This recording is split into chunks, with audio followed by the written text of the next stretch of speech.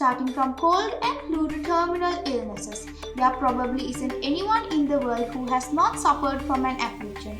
Our body hurts, it weakens and makes us inactive.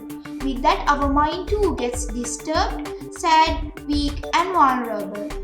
Of course, friendly chit-chat is not a problem, but most people do not limit it to that.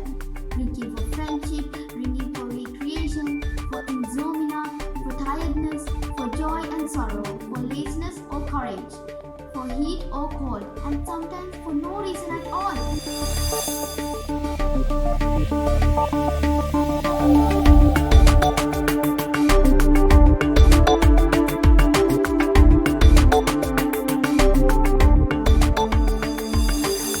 Namo Buddhaya. You have now come to the world news and the Buddha's great message session, where we read the news that happen around the world and what lessons we can learn from these news according to the Supreme Buddha's teachings.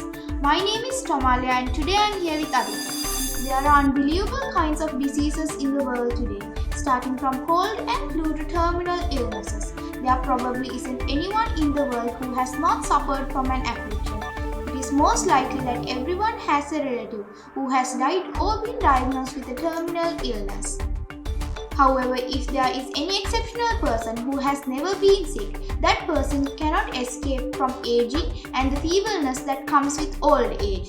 So what happens when we get sick? Our body hurts, it weakens and makes us inactive.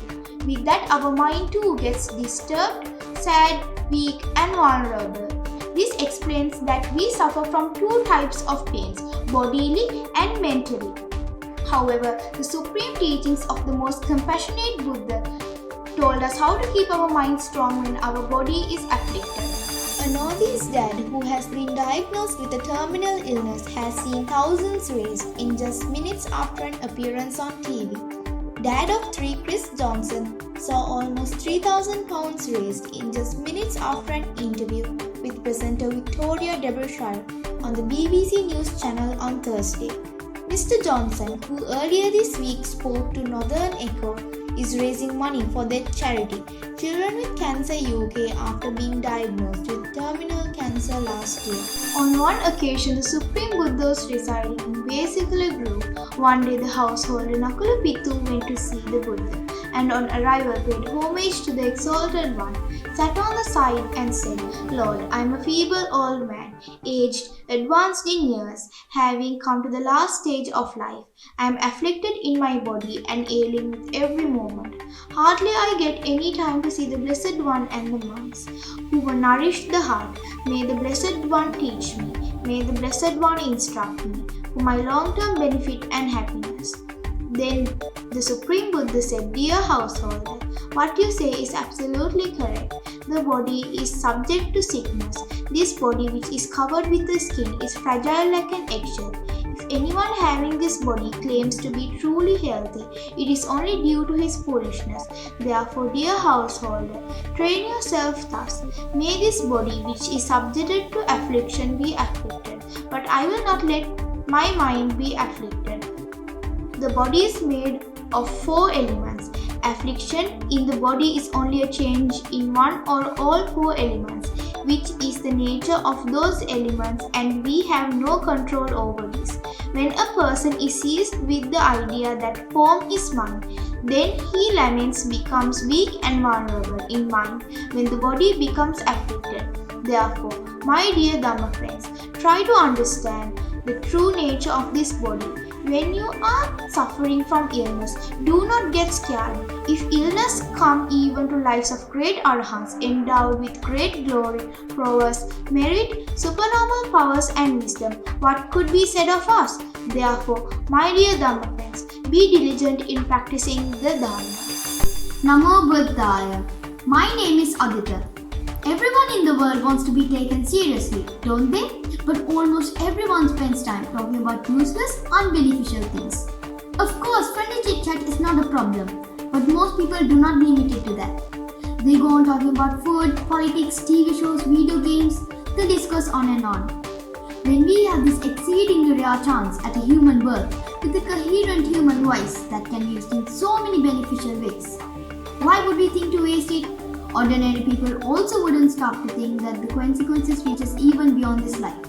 Consuming alcoholic drinks and drugs when engaged, repeatedly pursued, frequently done, leads to rebirth in hell, the animal realm or the ghost realm. The mildest consequence of consuming alcoholic drinks and drugs when reborn as a human, it leads to madness. Alcohol appears to be a solution for everything. For them, anything is a chance to hit the bottle. Drinking for friendship, drinking for recreation, for insomnia, for tiredness, for joy and sorrow, for laziness or courage, for heat or cold, and sometimes for no reason at all. For Westerners, drinking alcohol has become a symbol of status in the society and in their homes. They display the bottles of liquor on lighted shelves, showing them off like trophies. They may have good intention to feed their guests with something special, but the Supreme Buddha understood that although people are down to the lovely pleasure of consuming alcohol, the suffering that comes from this is much more powerful and lasts a long time. The arrest of a Bollywood actor Shah Rukh Khan's 23-year-old son Aryan Khan in a case related to illegal possession of drugs on a cruise ship headed to Goa has sent shockwaves across India. Mr. Khan was accused of possessing multiple drugs, including cocaine and ecstasy, after a raid was carried out on this cruise ship on Saturday. As we go about making life choices about what we do and don't do, we must always remember that the harmful actions we do can directly influence where we take rebirth after this life. And even if we are fortunate enough to take a rebirth in the human world, we still may not have escaped the negative consequences. May we all reflect wisely on our actions and make good choices that benefit us in this life, benefit us in next life, and lead to experiencing the supreme bliss of Nibbana in this Gautama Buddha's dispensation.